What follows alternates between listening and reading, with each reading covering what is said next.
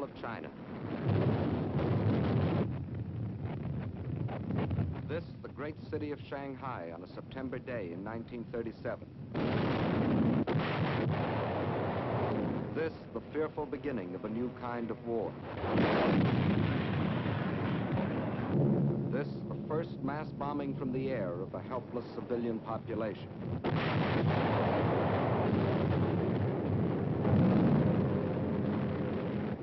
Why? Why are these innocent Chinese men, women, children to die beneath the hail of Japanese bombs? To find the answer to this question, we must first understand something about China and Japan.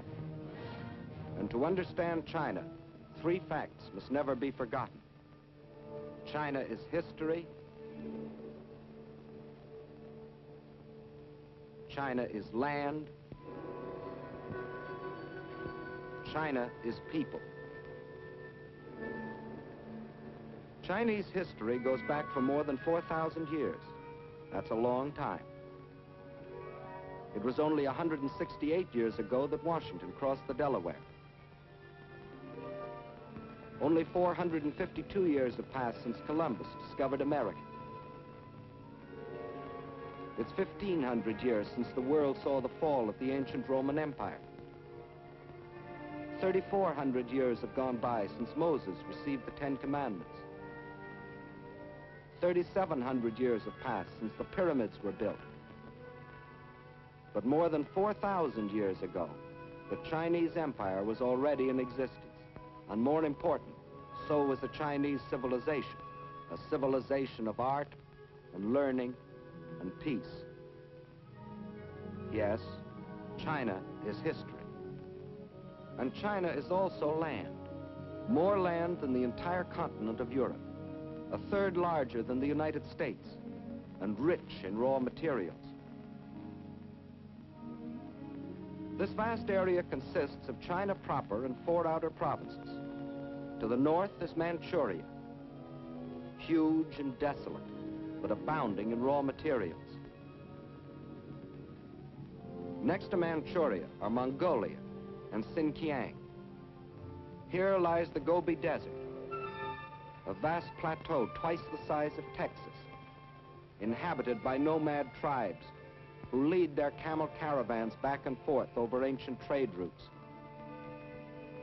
To the west is Tibet, the icy roof of the world, its borders encompassing the eastern end of the Himalayan mountains, the mystery land that few have entered. And from these vast mountains of the west rise the 3 great rivers which are China's lifeblood. The northernmost of these is the Huanghe, the Yellow River, often known as China's sorrow because of its frequent flooding. Far to the south flows the Xinjiang, the Pearl River, which enters the sea past the great ports of Canton and Hong Kong.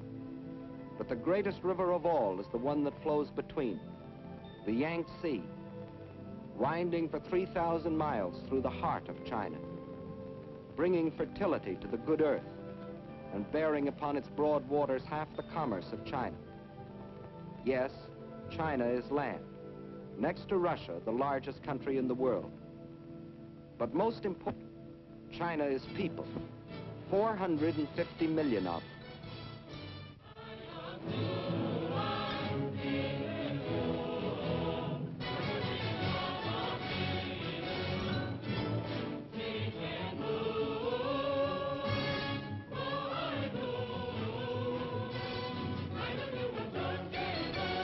If the whole population of China were to walk past you, 4 abreast, there would never be an end to the procession, for new Chinese would be born and would grow up before the last man could pass by.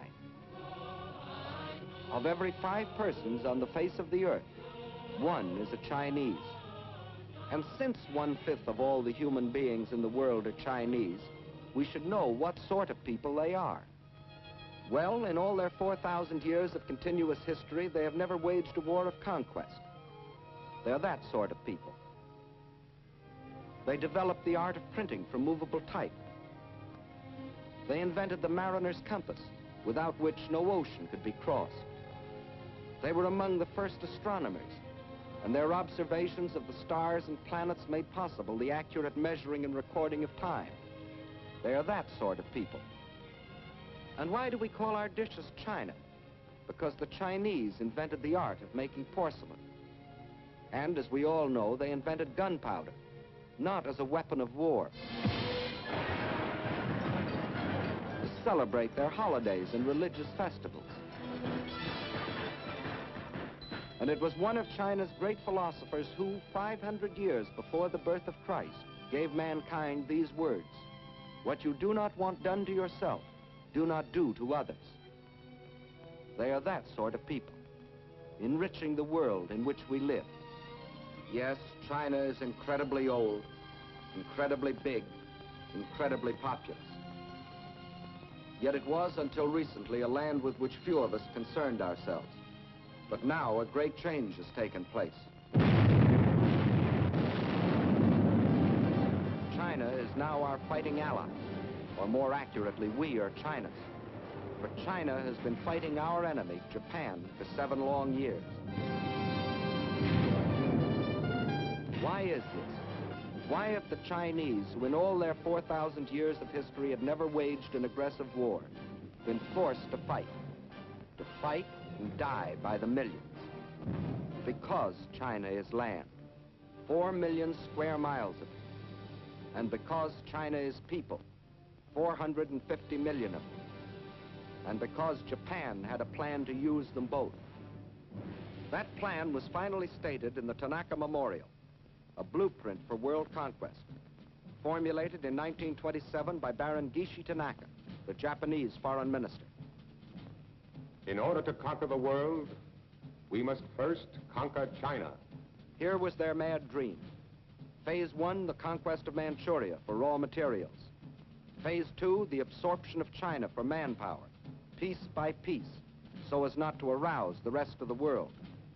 Phase 3, a triumphant sweep to the south to seize the riches of the Indies. Phase 4, the eastward move to crush the United States. One fact was obvious.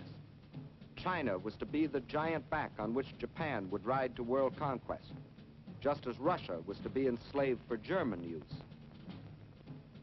But how was it possible for Japan, only 1/20th the size of China, and with only 1/6 its population, to think of conquering China, much less the world? There were 2 main reasons for this. In the first place, modern China, in spite of its age-old history, was like the broken pieces of a jigsaw puzzle, each piece controlled by a different ruler, each with his own private army. In modern terms, China was a country, but not yet a nation, while Japan was a united, well-knit, highly regimented military dictatorship. The second reason lies in the uses each country made of our Western civilization. Let's see what China took. You will notice that this is a very old piece of film. Actually, it is more than 30 years old, and it shows a very great man by the name of Sun Yat-sen. In 1911, this man fathered a people's revolution, which brought to an end China's ancient imperial government and began its new era as a modern republic, winning for himself in Chinese history as secure a place as George Washington has in ours. And he and his followers chose for the cornerstone of their new republic Chinese words that echoed those of another believer in democracy. Of the people, by the people. And to make these principles become reality, they built more schools and colleges. They established scholarships so that their young men and women could go forth to the universities of America and Europe and bring back to their own country other Western ideas. And this new generation returned to China with new techniques of industry, architecture, science, medicine. They built more hospitals to free their people from the blight of disease. They introduced compulsory education. They laid down as essential 2 of the 4 freedoms for which we fight today: freedom of expression and freedom of religion. In 1925, Sun Yat-sen died, but his disciples, led by Chiang Kai-shek, carried on his monumental work. Their aim, the unification and modernization of China. Chinese industry was old-fashioned and inefficient. Transportation was slow and inadequate. But now railroads began to link the great seaports and river harbors with the inland cities. A network of highways began to stretch beyond the railroad lines into the deep interior. After leaving them untouched for centuries, China was beginning to use her vast store of raw materials.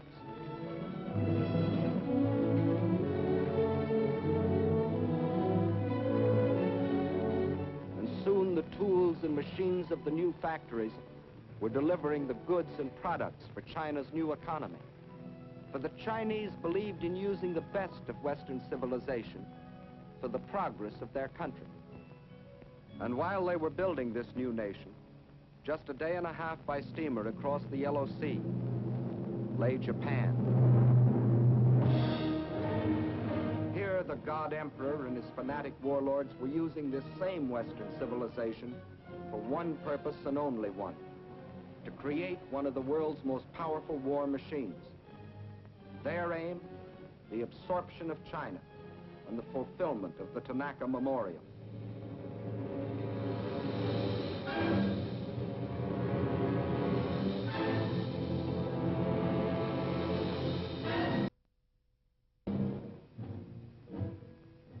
For years, Japan had deliberately copied military weapons and industrial techniques discovered in other countries. For years, Japan, under the pretext of lacking raw materials for industry, had been buying in every corner of the world materials not only to build this war machine, but materials which could be stored to feed it in the war of conquest they were planning. For years, while other nations were trying to outlaw war by reducing armaments, Japan was feverishly and secretly building a modern army, a modern navy, a modern air force to strike its infamous blow at the civilized world. And we all now know about the islands in the Pacific that Japan fortified in violation of all international treaties. These were the reasons why it was possible for Japan, only 1/20th the size of China, and only 1/6 the population of China, to think of conquering China as the first step to world conquest. And as you have seen, in 1931 they embarked on phase one, the occupation of Manchuria. The small bonfire that the Japanese lit in Manchuria was to grow and spread with uncontrollable fury until the entire world was aflame.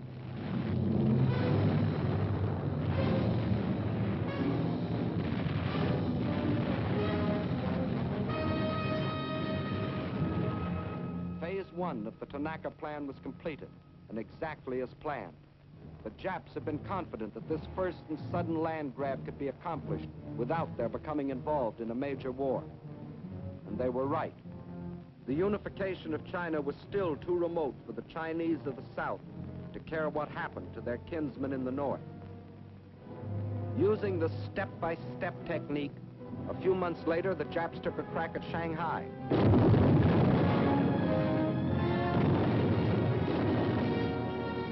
Chinese resistance was so great they hastily called that deal off, waited another year, and then struck in the north again, carving the province of Yehol out of China proper. This too they got away with. The world criticized, the Chinese protested, but still the Japs got what they wanted, another piece of China, and without a war on their hands.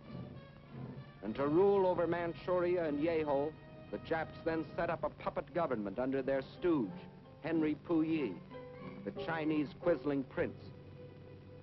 But the leaders of New China remembered that in other centuries, other barbarians had invaded their country. The evidence still stood in the Great Wall, built by their ancestors more than 2,000 years earlier, and stretching for 1,400 miles across mountain and desert to protect themselves from the barbarians of the north. Of the Great Wall, it has been said that it is the only work of man which would be visible from the moon. But the Chinese knew that modern barbarians can't be stopped by a wall. however strong or high. They can't even be stopped by people, unless the people are united. And by 1937, the unification of China was making such progress the Japs got worried. The one weapon they could not permit China was unity. They would strike again before China could become a nation. This time it'd be a big bite. 5 more northern provinces out of the heart of China. At the United States Embassy in China as military attaché for a number of years was Colonel William Mayer. Let him tell you what happened. The first thing the Japs did was to prepare their usual fake alibi. This time it wasn't a damaged railway track as it had been in Manchuria in 1931. A Jap soldier had disappeared. Obviously he'd been kidnapped by the insolent Chinese. Once more, Japan's honor had been insulted. Once more, the insult must be avenged. So, on the night of July 7th, 1937, at the Marco Polo Bridge near Peking, the Jap war machine struck.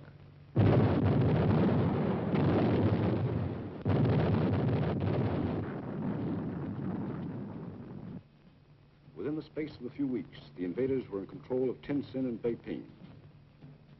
It looked as if the Japs were going to have another walkover.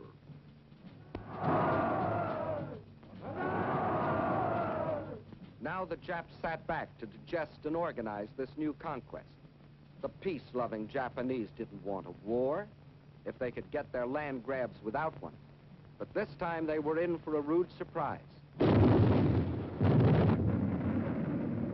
This time, instead of protesting or negotiating, the Chinese struck back. And not in the north, but at Shanghai, where the Japs least expected it.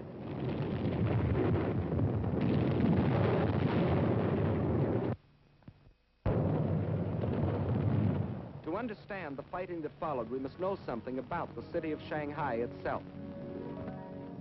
Situated near the mouth of the Yangtze River, it is the biggest city in China. As the largest seaport in the Far East, it dominated the commerce and foreign trade of China. And through its great docks and channels passed most of the wealth of the Orient. In Shanghai, truly the East met the West.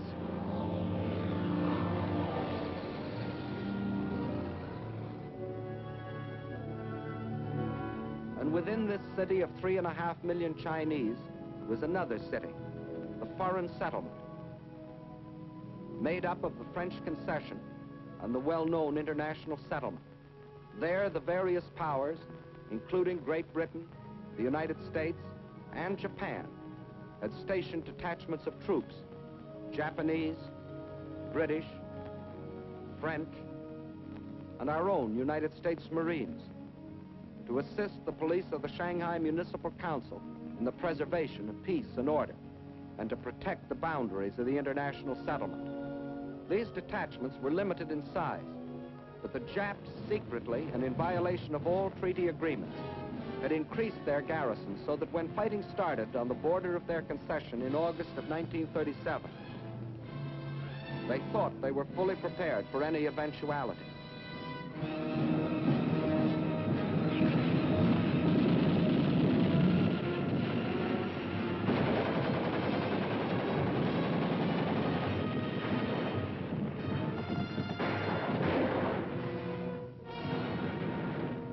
The force of the Chinese counterattack almost drove the Japs into the Wangpu River. Backed up by the heavy guns of their warships, however, the Japs managed to hold out until reinforcements arrived. Jap landings were then made in the vicinity of the Wusong forts and in Luho and Lotien on the Yangtze River north of Shanghai. The Chinese drew back to positions 5 or 10 miles inland, where they could secure some protection from the heavy Jap naval gunfire.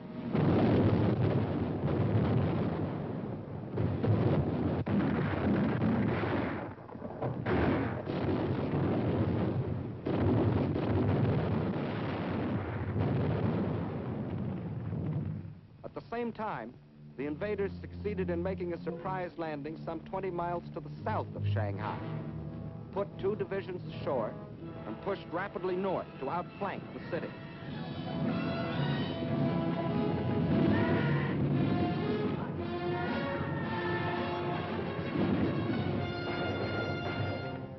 The Chinese position was thus made untenable, and a withdrawal was ordered to the west and to the south, toward Nanking and Hangzhou. But only about half of the Chinese army that had fought at Shanghai was left to withdraw. Meanwhile, enraged at the very idea of anyone resisting the Imperial Japanese might, the Japs took their vengeance upon the civilian population of the city, a city without guns or planes to defend itself, and deliberately slaughtered thousands from the air.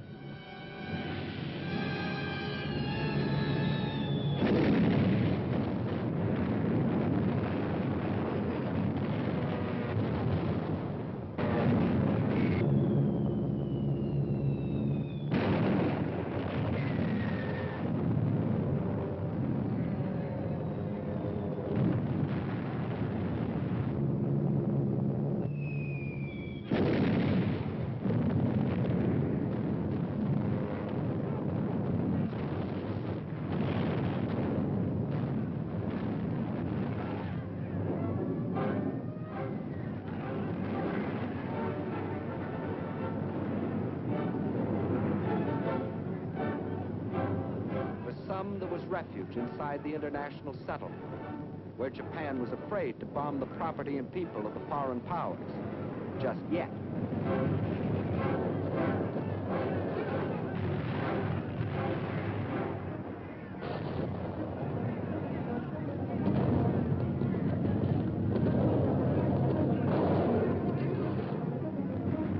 But there was not room for all. For each who found safety inside, there were thousands huddled beyond the gates, standing helpless and undefended against the Jap attacks. There was no escape for these surging and panic-stricken people. They could only scurry through the narrow streets, pushing and packing themselves into the center of the city, to be trapped and buried alive in the collapse of bombed and burning buildings.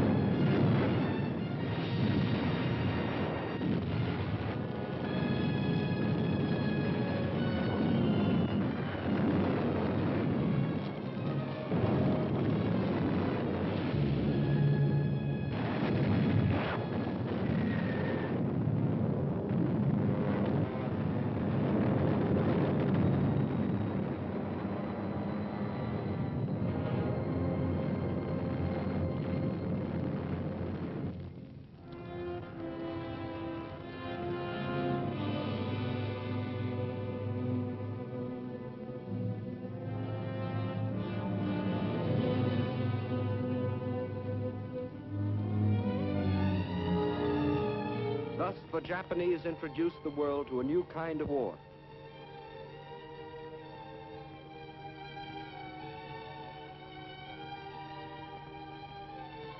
A war of deliberate terrorization, of deliberate mass murder, of deliberate frightfulness.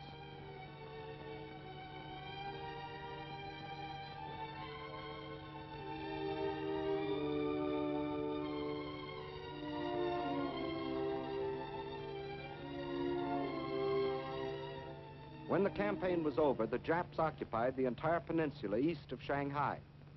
Reorganizing rapidly, they then launched a coordinated drive on Nanking. One column pushed along the railroad while another swung further to the south. This column then split and continued its drive, hoping to cut off any possible retreat of the Chinese armies defending Nanking. It was here in the Yangtze that the blood-crazed Japs attacked an American gunboat, the USS Panay, despite its distinctive markings.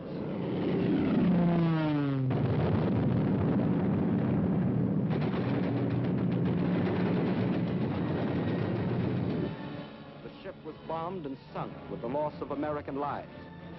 The first American warship to go to the bottom in this war. But officially, at least, this was a mistake, and the Japanese government apologized. Meantime, at Nanking, Chinese armies valiantly defended their city, which was the capital of the Chinese Republic.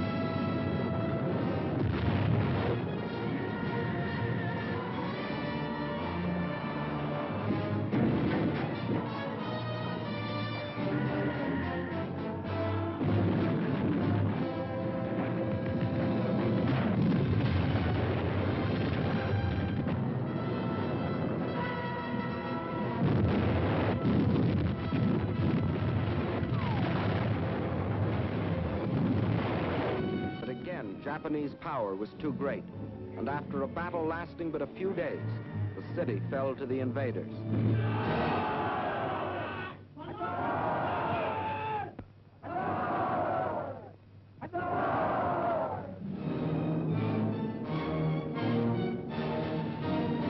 In their occupation of Nanking, the Japs again outdid themselves in barbarism. The helpless populace was trapped by the city walls and could not flee. The Japanese soldiers went berserk. They raped and tortured. They killed and butchered.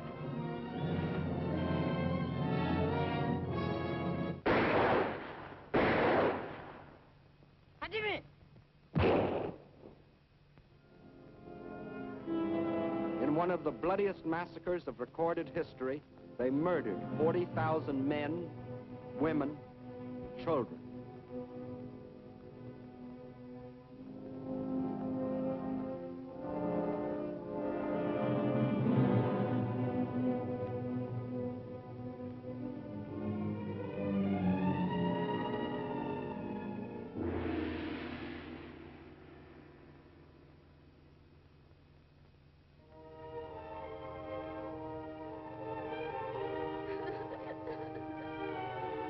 Those who lived might better have died, for the horror of their twisted and torn bodies was worse than death.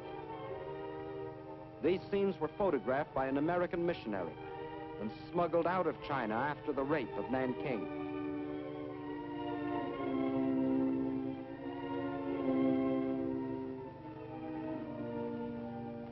This nightmare of cruelty was all the more horrible because it was deliberately planned by the Japanese High Command to tear the heart out of the Chinese people once and forever.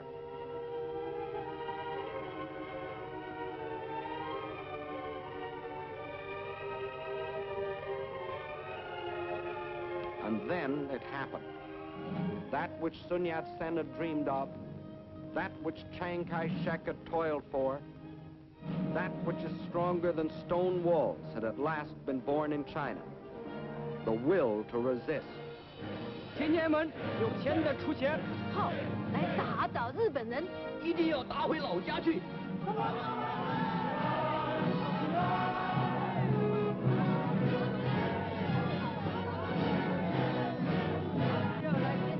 In their last bloody blow, the Japanese had accomplished what 4,000 years had failed to bring into being: a united China, an aroused China. 必须要团结一致，消灭日寇，然后我们才能够得到安全。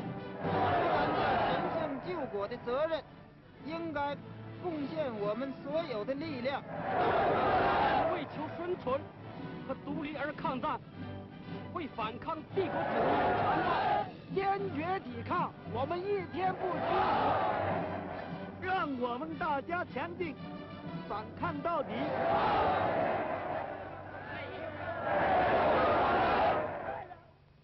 But the Chinese knew that the will to resist was not by itself enough. They knew that China must develop the power to resist also. And this cannot be created in an instant. So they too made a plan. And it was this: they would slowly yield territory, piece by piece, while they developed the power and built the weapons to rid the land of its invaders. The industrial strength of China must be moved to the west, beyond the mountains, beyond the railroad lines, beyond the lines of communication. There, safe from enemy attacks, they might produce the rifles and guns that China so tragically needed. Thus, China would trade space for time. Space for time. Blow up the roads.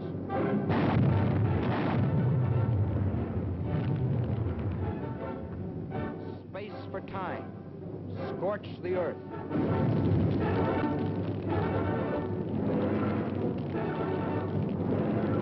Space for time. Blow up the factory buildings. Leave nothing for the invaders. And then the people rose and moved, riding, walking, crawling.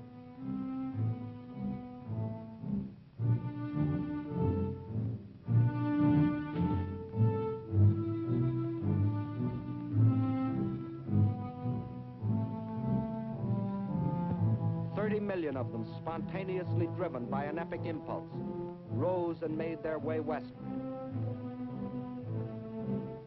The earth teeming with them, moving westward on a trek that stretched through 2,000 miles of roadless wilderness.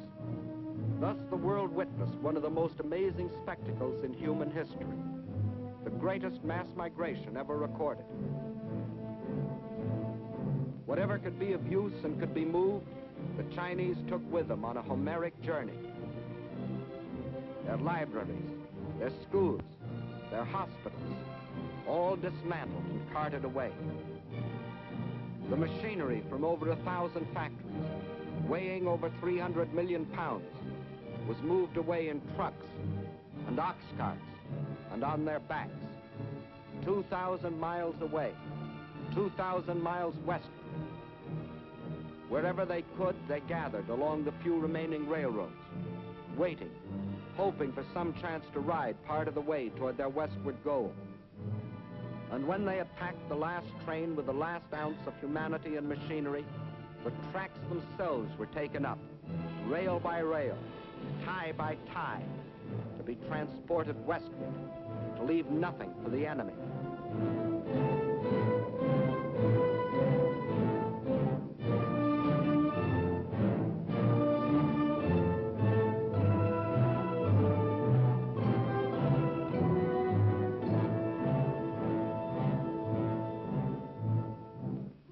Every river pointing westward was heavy laden. Every sampan, every barge was pressed into service, weighted down to the water's edge with the precious tools for new China.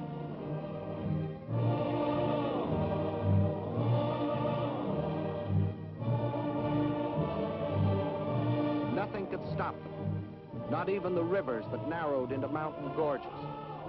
Westward with their loads of machinery, more precious than gold.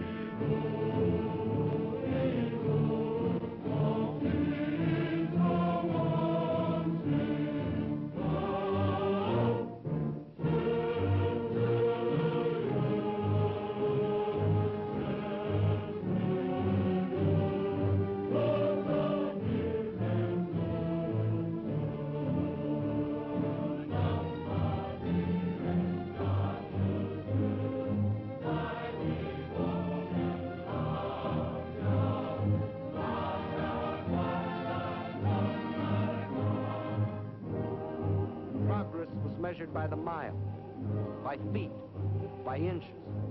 The trail they broke was moistened every step of the way by their sweat. Where there were no trains, no boats, no ox carts, there were still willing hands and willing feet and straining backs. 30 million people moving westward. Westward from the invader. Westward from slavery and death. Westward to freedom.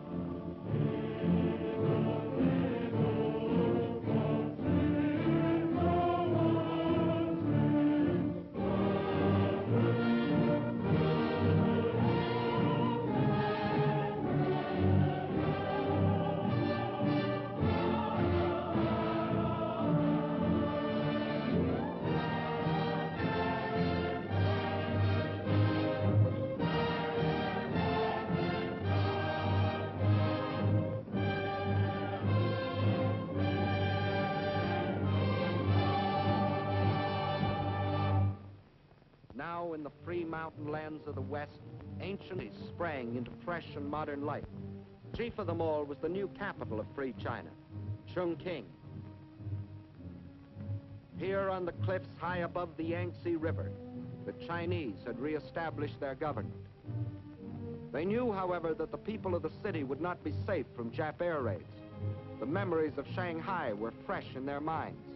And in the sandstone cliff on which the city is built, thousands of workmen rushed the construction of enormous caves as shelters for the people and for the pitifully few machines, more important than life.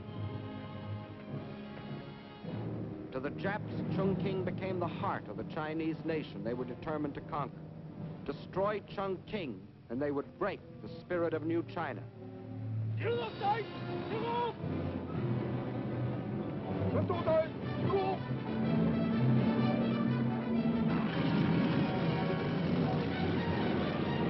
As they couldn't reach the city by land, they would send their bombers to blast it from the face of the earth.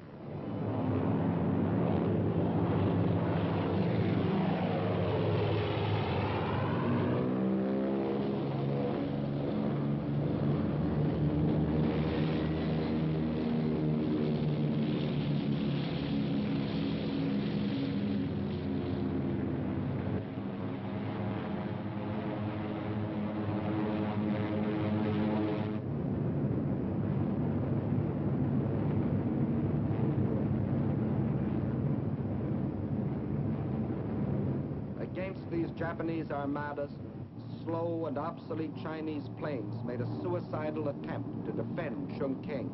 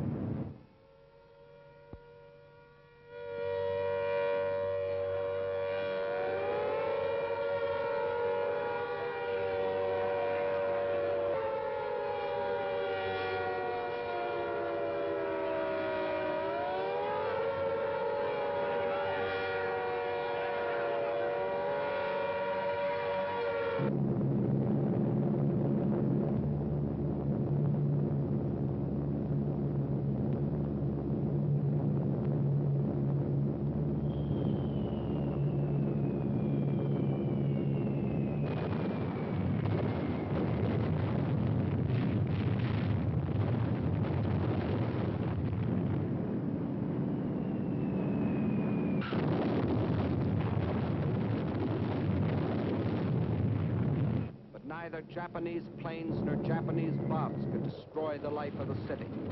But not only the people, but the factories had gone underground, where the vital machines could operate by day and by night, safe from bombs and shrapnel.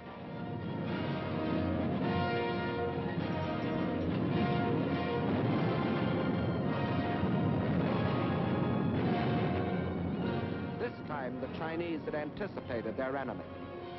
In spite of bombs and fire and destruction, this time the Chinese stood fast.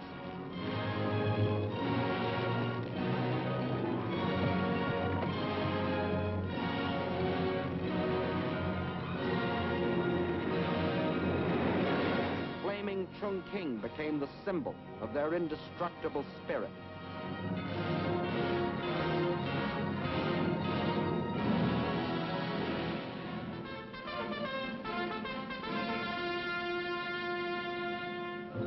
Now the call to arms sounded throughout New China. And from the vast interior, China's millions answered the call.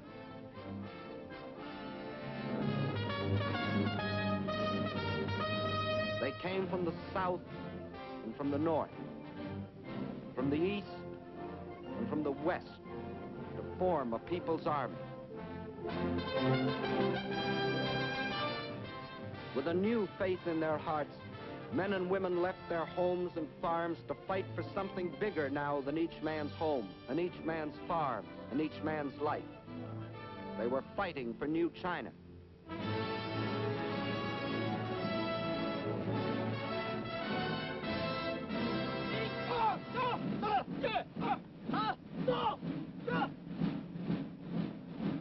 New soldiers, awkward and unskilled, like all new soldiers. But they toughened and trained.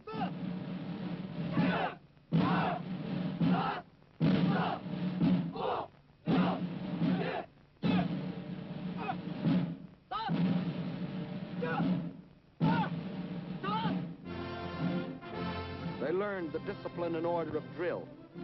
They knew they must strike and strike hard. They learned to kill. The youth of China also came forward, training to care for the sick and the wounded. Girls joined their husbands, brothers, and sweethearts in uniform.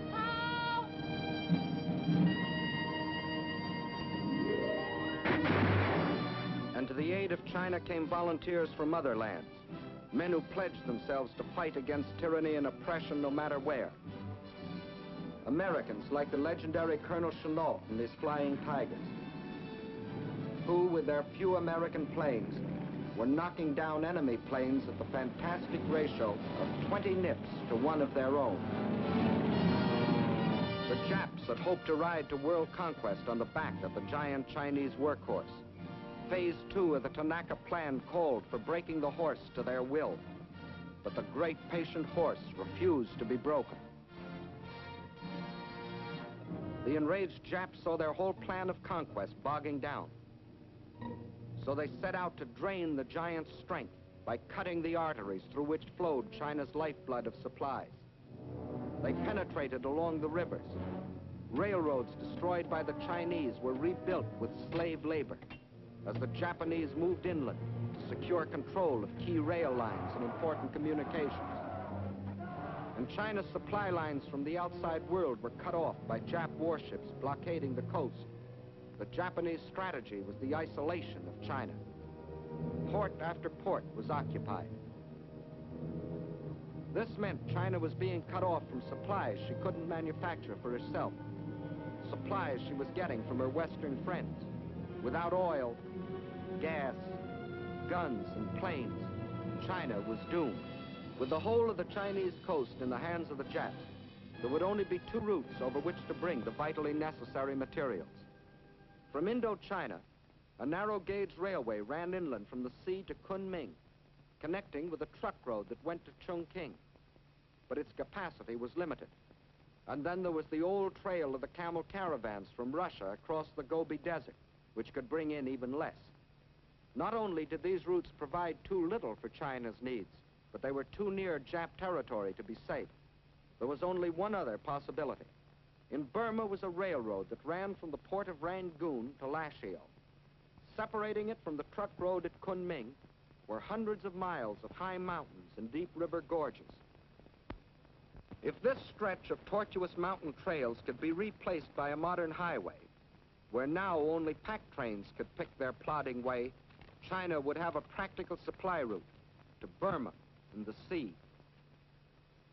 Several internationally known firms of engineers were called in to do the job. They said the work might be completed in 6 or 7 years, if China could supply them with the most modern machinery.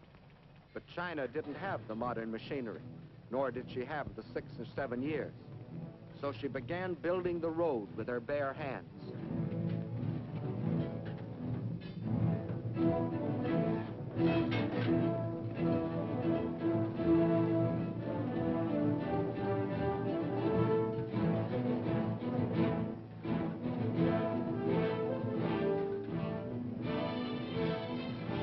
By thousands, by tens of thousands, by hundreds of thousands, they toiled at the back-breaking task of carving this desperately needed supply line out of the reluctant mountains.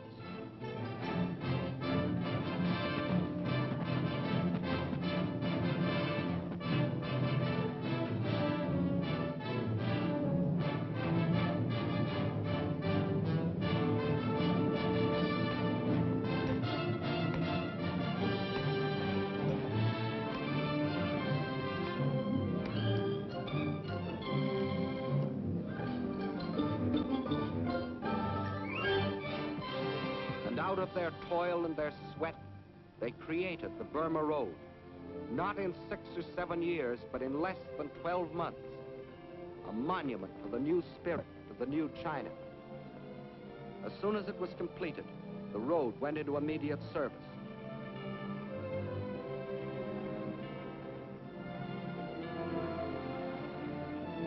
By thousands, the trucks shuttled back and forth between its terminals, climbing to nearly 10,000 feet, around hairpin curves, along the edges of sheer precipices, where passing trucks had barely 1 foot of clearance. And the blood plasma of new supplies flowed steadily over China's lifeline to the sea, protected by Colonel Chennault's incredible flying tigers. But Chinese sacrifice cannot be measured only in miracles of construction. It must be counted, too, in the tragedy of destruction. For while still the Burma Road was being built, the invading Jap armies had fanned out and straddled fully 2/3 of the railroad lines of the country. In the summer of 1938, they set out to capture the remaining 1/3, starting with the vital railroad junction at Chengchao. Chengchao is situated on the banks of the Yellow River, China's sorrow. Originally, the river flowed from Chengchao southeastward to the Yellow Sea. But nearly a century ago, a great flood abruptly changed its course, swinging it far to the north. For generation upon generation, as the spring floods rushed down to the sea, thousands of Chinese worked on the dikes to hold the river in its new course, protecting their homes and their crops.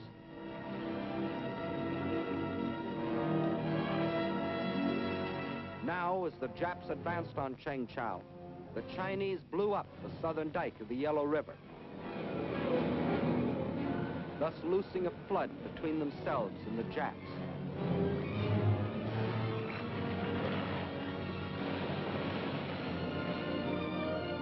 Once more, the river flowed in its old course, forming a barrier which to this day has prevented the Jap from entrenching himself in this area. Thus, once more, with no thought of the human sacrifice or the material cost, the Chinese traded space for time. And the Chinese had still other tricks to pull from their patched and faded sleeves. You will notice that this map of Jap conquests doesn't look like the military maps you have seen in the previous films. By all military standards, it should have looked like this, which is the way the Japs wanted it to look. But the Japanese were learning that the occupation of Chinese cities and control of Chinese rivers and railroads still was far from meaning the subjugation of China. For the Chinese had formed themselves into guerrilla bands, trained to harass the Jap forces. These guerrillas were mostly farmers who had stayed behind on the land when the great migration to the west took place. Peaceful farmers one day, deadly fighters the next. They made an unpredictable and uncontrollable enemy.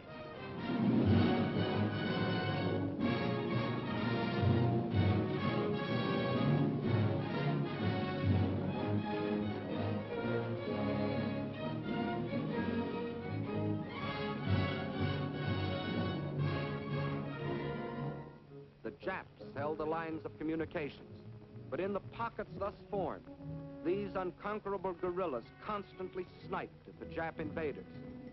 When the Japs tried to annihilate them, they disappeared, only to reappear in another pocket.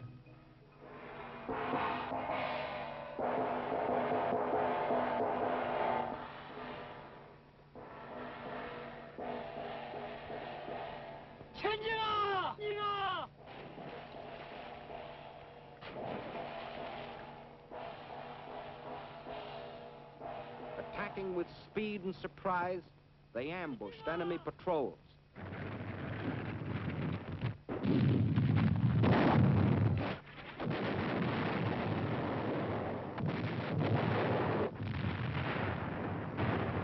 And the Japanese were fighting more than the Chinese people. They were fighting the Chinese land, the great distances, the rivers, the floods, the swamps and marshes. These, too, were enemies that defied the Jap war machine. The giant back Japan intended to ride to world conquest was proving to be a bucking bronco. Phase 2 of the Tanaka Plan had bogged down in what the Japs still referred to as the China Incident. This left them in a fateful quandary. Phase 2 of the Tanaka Plan was still incomplete, but Phase 3 and Phase 4 could no longer be delayed. In Russia, the overwhelming German offensive was taxing Russia's military capacity to the limit, removing any Japanese fear of Russian interference. Britain, after the sledgehammer blows of Dunkirk and the Battle of Britain, was left groggy and militarily almost exhausted. Her navy scattered across the seas, guarding her lifeline of supplies. But here in America, we were finally awakening to our danger and taking steps to protect ourselves. We had appropriated funds for the construction of a two-ocean navy, and our army was rapidly expanding. If the ultimate objectives of the Tanaka Plan were to be achieved, now was the moment to strike. Now, when Russia was otherwise occupied. Now, before Britain could recuperate. Now, before we could gather too much strength. So the Japs made a fateful decision. They would embark on Phase 3 and Phase 4, the conquest of the Indies and the United States, without waiting to complete Phase 2, the conquest of China. Thus, to paralyze American power in the Pacific, without warning, as they have always struck, they struck again.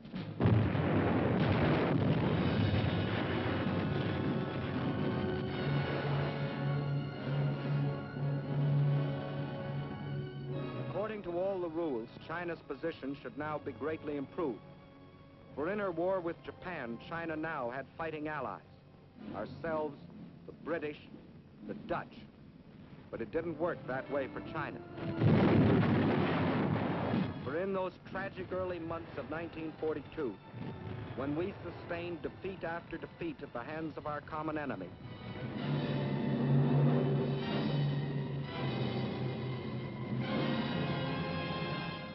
China endured the worst setback of all. Out of our defeats, China lost the Burma Road. But still, China's courage never faltered. Her determination never weakened. And in the history of those long and tragic months of black defeat in 1942, one bright page stands forth, a page written by our Chinese allies. Here is the city of Changsha. The Japs wanted it for two reasons. It was in the center of the Chinese rice bowl, and it was also an important railway junction. Twice before they had tried to take it, and twice before they had been thrown back. Massing a large striking force near Yocho, on Christmas Eve 1941, the Japs started southward toward Changsha in 3 columns. At 3 points during the drive south, the Chinese forces put up token resistance. But instead of withdrawing toward Changsha, they withdrew east into the mountainous flank. By New Year's Eve, the Japs had surrounded the city. They quickly pierced the outer defenses and attacked the inner defenses from 4 directions. In spite of fierce resistance, the Japs were certain that the fall of Changsha was only a matter of hours. What they didn't know was that they had walked into a well-baited trap, for the Chinese forces, which had withdrawn into the hills, now swept down on the Jap supply lines and cut them to ribbons.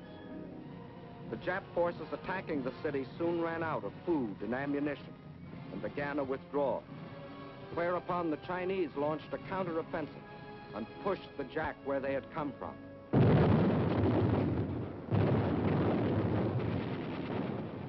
The Jap column was forced to run the gauntlet of continuous attack by the pursuing Chinese forces.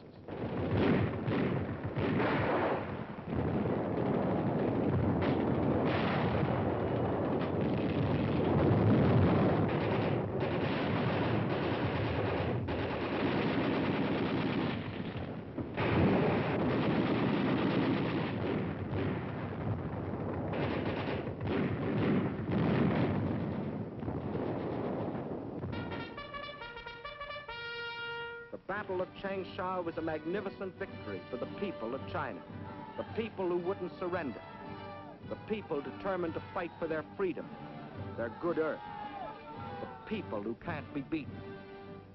And as 1944 dawns, there is another and greater story being written. From the Aleutians to the South Pacific, we are on the offensive. In the jungles of New Guinea, in the Gilbert and Marshall Islands, on the shores of New Britain, on the broad Pacific waters, Japan faces the daily expanding power of the nations she attacked.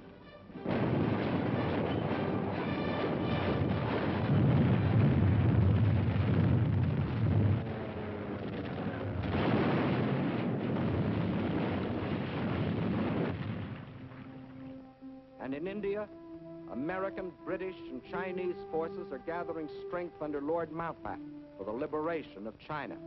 For China's war is our war, and now her millions belong not only to United China, but also to the United Nations. Leader of our American forces is General Stilwell, who has the unique honor of being the chief of staff of all the Chinese expeditionary armies. Division after division of picked Chinese troops are being flown in our planes from China to India, where they are armed and equipped with the most modern American weapons. Trained and hardened to spearhead the coming drive against Japan. Through enemy-held territory in northern Burma, the new Lido Road is being pushed.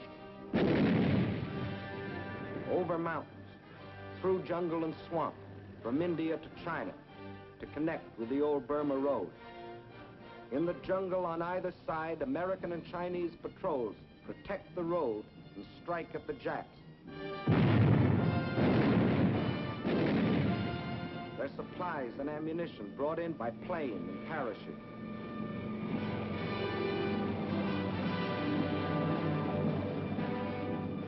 From fields in India, an air transport command plane takes off every 6 minutes, loaded with artillery, jeeps, ammunition, men and supplies for the armies of China.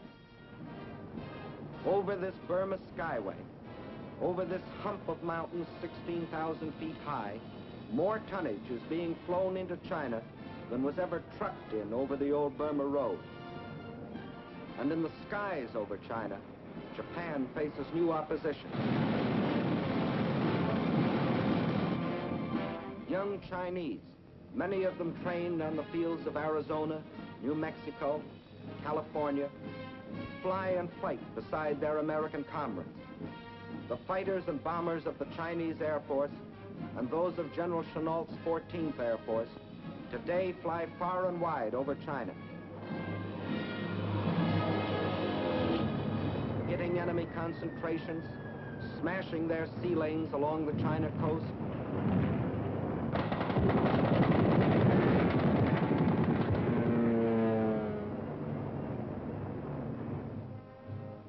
The same people that moved a nation 2,000 miles, that built the Burma Road, are building airfields out of stones, mud, and patient, tireless hands.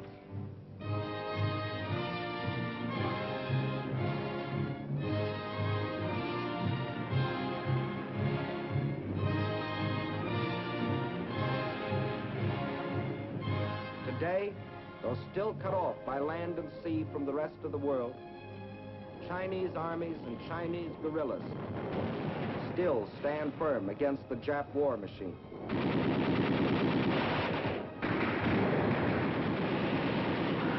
The oldest and the youngest of the world's great nations, together with the British Commonwealth, fight side by side in the struggle that is as old as China herself, the struggle of freedom against slavery, civilization against barbarism, good against evil. Upon their victory depends the future of mankind. We in China, like you, want a better world. Not for ourselves alone, but for all mankind. And we must have it.